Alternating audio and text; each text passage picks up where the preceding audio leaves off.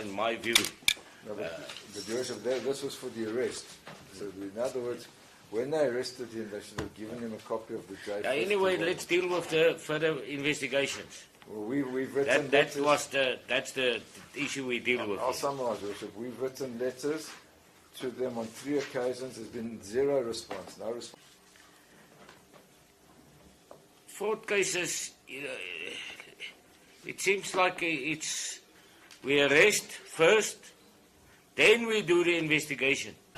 If there's further issues, unless the accused is a flight risk or he's not granted, or his bail is opposed or whatever, there's no reason at all whatsoever to arrest persons, to put it on the court roll. The court rolls are jam-packed. And that's why I gave a long remand for the state, almost 5 months, to finish its investigation. Now, at this stage, I can't see any reason to keep this case on the roll. The investigations, everything can be finished. I presume the gadgets are in the state's possession. Indeed, Your Worship.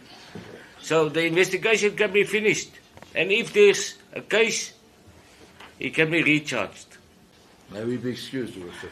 Certainly. Have a nice day. Thank you, Your Worship.